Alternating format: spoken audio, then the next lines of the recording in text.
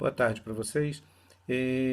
Eu comecei a responder as postagens que foram feitas sobre o assunto alienação parental, nosso primeiro tópico, e eu percebi algumas coisas muito importantes. Uma, pelo número de postagens no fórum, o assunto me pareceu que se tornou um ponto de interesse de todos.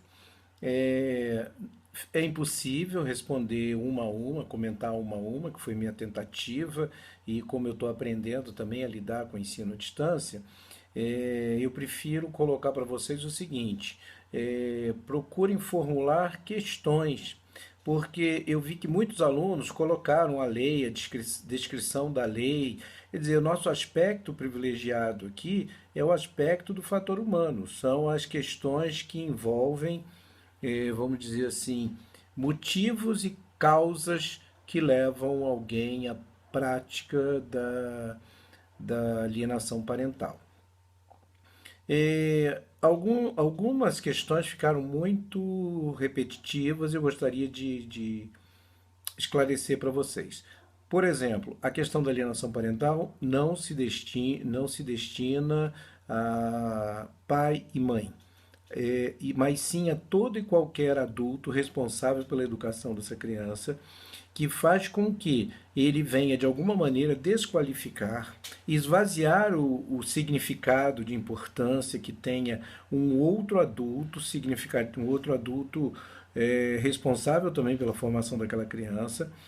E então a gente pode pensar irmão mais velho, avô, avó, tio, né, todo aquele que é um produtor das subjetividades da criança, ele tem uma responsabilidade muito maior de preservar a sua integridade, o exemplo para essa criança, assim como preservar os valores dos outros adultos que fazem parte dessa construção.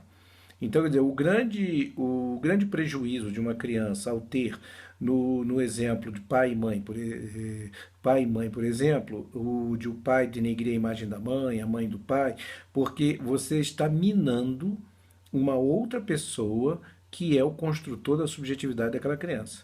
Não é um adulto qualquer que está sendo desqualificado, que está sendo criticado, mas alguém que é um componente essencial no crescimento e no desenvolvimento emocional da criança. Algumas questões que foram colocadas, muito interessantes, sobre a síndrome da alienação parental. A síndrome seria as consequências, as sequelas.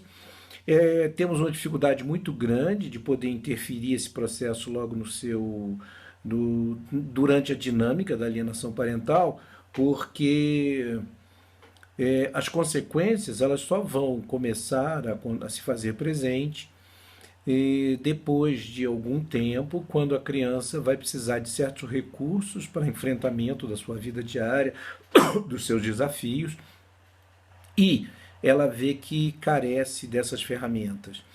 Então, como já foi dito, quer dizer, situações de dificuldade do estabelecimento de relações afetivas, né?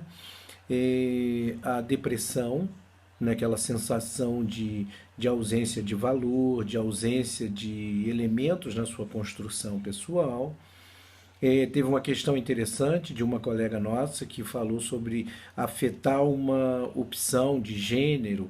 Também pode afetar, sim, porque a construção de uma identidade de gênero ela deve seguir uma experiência pessoal de um indivíduo com maturidade suficiente para poder olhar para dentro de si e reconhecer a imagem pela qual quer ser identificado na sociedade, a escolha de objeto afetivo sexual.